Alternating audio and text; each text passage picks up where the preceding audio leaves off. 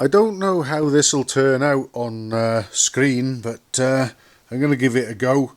I'm going to be changing the chain on this prototype Norton 650. There's nothing wrong with the chain at all. It's in very good condition. It's almost new, in fact. But I'll hopefully be able to demonstrate it here. I'll have to listen quite carefully. I'll be quiet and shut up.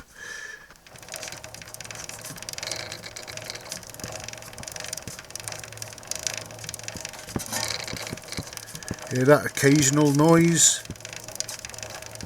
That one.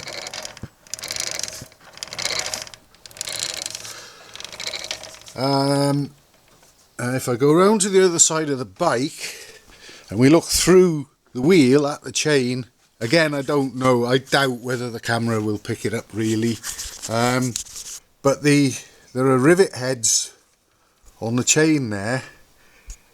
Let's see if we get the camera in here. My shaky hand doesn't really help. We've got rivet heads on the chain which are wearing a rather sort of polished look. They've got a bit of a shine on them. Let's see that there. Basically, the rivet heads of the links are brushing against something as they go round the gearbox sprocket.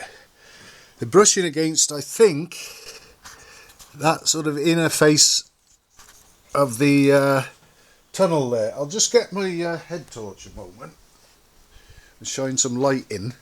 That might help. Notice how the chain is almost touching, and at certain points of rotation is actually brushing against that sort of alloy casting, the crankcase. There's a tunnel there where the chain goes in, and when I'm riding the bike there's quite a disturbing sort of noise at times, and I'm trying to track it down and pin it down, and bit by bit I've been working on things of noise. And another one was the headlamp unit here. Didn't have many of the W spring clips holding it into the rim, and it was rattling and squeaking about actually, so I've dealt with that.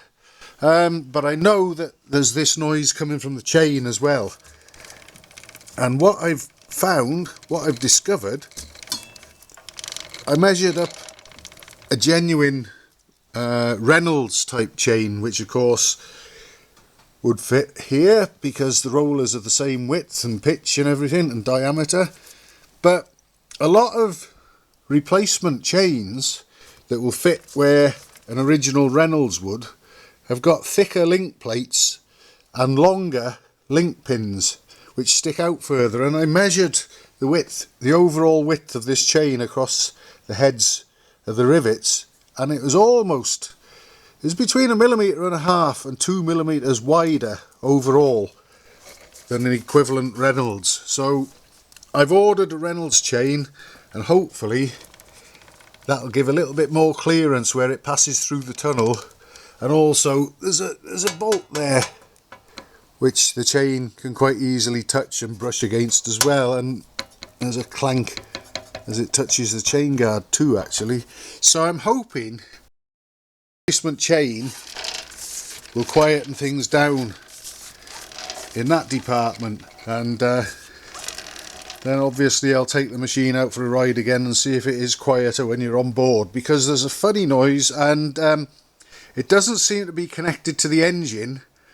It seems to sort of happen mainly around 4.5 to 5,000 RPM, and also occasionally if you hit a bump or a ripple in the road, which again strikes me that it's something on the bike rather than the engine. And I revved the engine right up to 6,000 while I had it outside on the centre stand the other day, and there was no sign of that noise. So I don't think it's a mechanical issue inside the engine. It's something to do with when the bike is on the move and under load, and it's even sounded, sounds daft this, but it's even sounded as if, imagine a little man inside the clock there banging a small hammer inside it. it's a strange noise. I've also noticed that the noise from the chain that I've had, especially when it was a bit slacker and clanking on the frame a little, the bulk of the sound it made seemed to be coming from here. So it's been very, very difficult to pin this down, but bit by bit I'm just trying to work my way through some prime suspects, hopefully eliminate them, and it would be nice if the noise eventually disappears when I work my way through, but at the moment I'm still scratching my head a bit. But let's get rid of the obvious nuisances and take it from there, I guess.